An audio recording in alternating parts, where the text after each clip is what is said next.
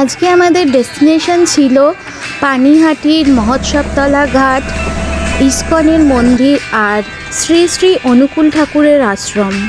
এবার একটা কাজে সোদপুরে এসেছিলাম, তাই ভাবলাম মাকে নিয়ে এসব জায়গাগুলো ঘুরিয়ে আসি, আবার কবে আসা হয়। আমরা এখন যাচ্ছি ইস্কনের মন্দিরে পানিহাটি। এই যে মাকে নিয়ে ইস্কনের মন্দিরে গিয়ে তোমাদের সাথে আবার দেখা হবে। পানিহাটি ইস্কনের মন্দিরে আমি এই প্রথম আসলাম। ভেতরে প্রবেশ করেই বাঁদিকে মন্দির, আমরা ঢুকেই প্রসাদ পেয়ে গেলাম। লাঞ্চ টাইম চলে গেছিল, তাও অল্প পরিমাণেই প্রসাদ পেলাম। যাই হোক, প্রসাদ তো অল্পই যথেষ্ট। ভেতরে ঢুকেই গঙ্গার পাড়, সেখানে বসেই আমরা প্রসাদ খেলাম। গঙ্গার পাড়ে সামনাসামনি দুটো শিব মন্দির ছিল, ভীষণ সুন্দর। আর গঙ্গার পাড়টাও ছিল অপূর্ব। প্রথম এসে মনটা একদম জুড়িয়ে গেল। আমার মেয়েরও খুব ভালো লাগছিল, বুঝতে পারছিলাম।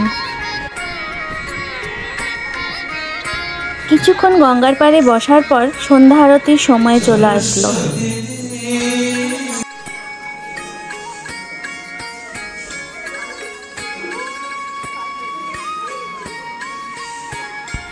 সন্ধ্যা আরতি দেখে আমরা চলে গেলাম মহোৎসবতলার ঘাটে। অনেক দিন পর এখানে আসলাম।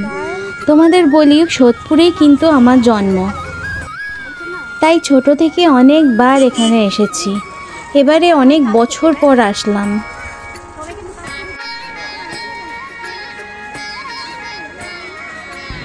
সারাদিন আমরা বিশেষ কাজটি নিয়ে ব্যস্ত ছিলাম, তাই সবারই চোখে মুখে ক্লান্তি। তাও আমরা বেরিয়ে পড়েছিলাম, কারণ কবে আবার আসা হয় তার ঠিক নেই।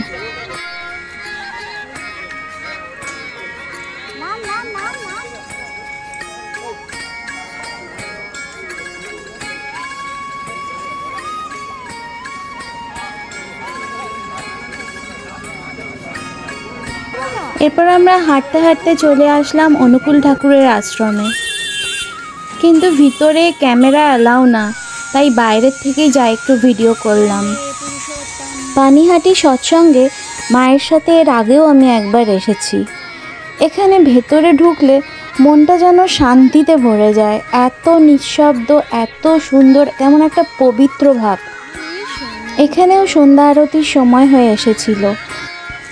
আমরা নাম গান করে সন্ধ্যা আরতি দেখে বাড়ির পথে পা বাড়ালাম। ও হ্যাঁ, যাওয়ার আগে আইসক্রিম খেতে ভুললাম না কিন্তু।